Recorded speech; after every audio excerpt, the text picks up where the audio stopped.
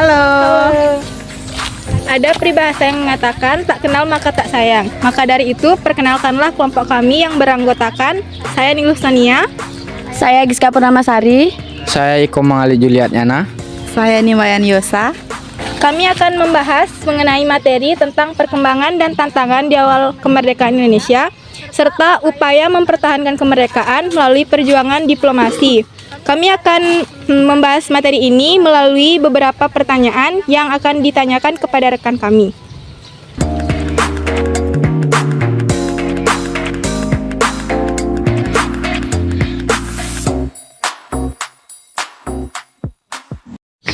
Halo Kak, bolehkah saya berkenalan?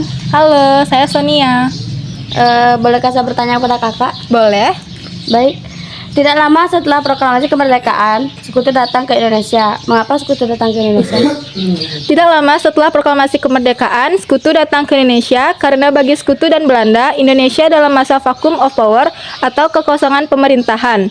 Karena itu, logika Belanda adalah kembali berkuasa atas Indonesia seperti sebelum Indonesia direbut Jepang. Dengan kata lain, Belanda ingin menjajah kembali Indonesia. Bagi Sekutu, setelah selesai Perang Dunia II, maka negara-negara bekas jajahan Jepang merupakan tanggung jawab Sekutu. Sekutu memiliki tanggung jawab pelucutan senjata tentara Jepang, memulangkan tentara Jepang, dan melakukan normalisasi kondisi bekas jajahan Jepang. Baik, terima kasih. Sama-sama.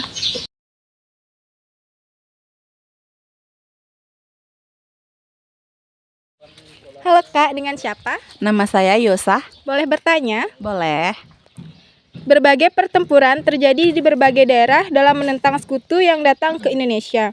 Mengapa rakyat Indonesia melakukan perlawanan terhadap Sekutu?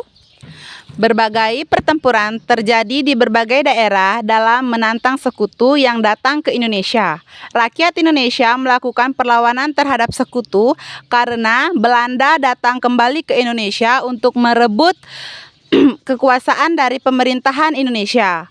Pemimpin Soekarno-Hatta, rakyat Indonesia tidak ingin dijajah kembali oleh Belanda. Sehingga rakyat Indonesia melakukan perlawanan di berbagai daerah. Itu saja, Oke Kak, sekian. Makasih Kak. Terima kasih.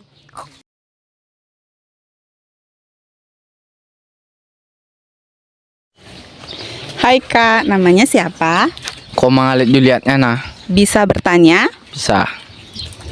Di antara berbagai perjuangan rakyat Indonesia di berbagai daerah dalam rangka melawan Sekutu dan Belanda, pertempuran mana menurut Kakak yang paling menarik, dan jelaskan latar belakang terjadinya pertempuran tersebut.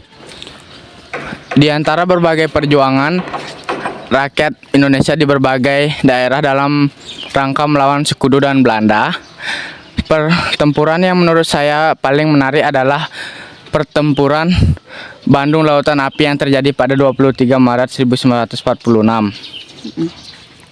Adapun hal-hal yang menjadi latar belakang peristiwa Bandung Lautan Api yaitu tuntutan Brigade McDonald terhadap rakyat Bandung untuk mengarahkan semua senjata Jepang yang sudah dilucuti oleh pemuda ke pihak Sekutu.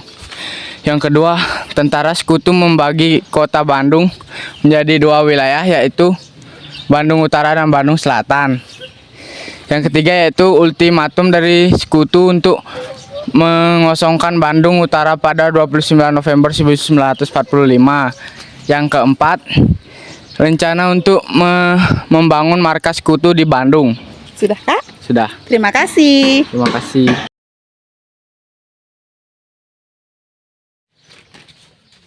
Halo Kak, boleh tahu namanya? Boleh, nama saya Giska Purnamasari. Boleh saya bertanya? Silakan. Terjadinya perundingan Renville menimbulkan perbedaan pendapat para tokoh bangsa Indonesia. Jelaskan alasan para tokoh yang menentang hasil perundingan Renville. Para tokoh menentang hasil perundingan Renville karena dapat mempersempit wilayah Indonesia. Hal ini terjadi karena dampak dari diterimanya garis demokrasi Van Mook yang hanya menyisakan wilayah Jawa Timur dan Yogyakarta. Kemudian dibentuklah pemerintahan peralihan yang tidak sesuai dengan yang ada di dalam perjanjian Linggajati. Oke Kak, terima kasih. Sama-sama.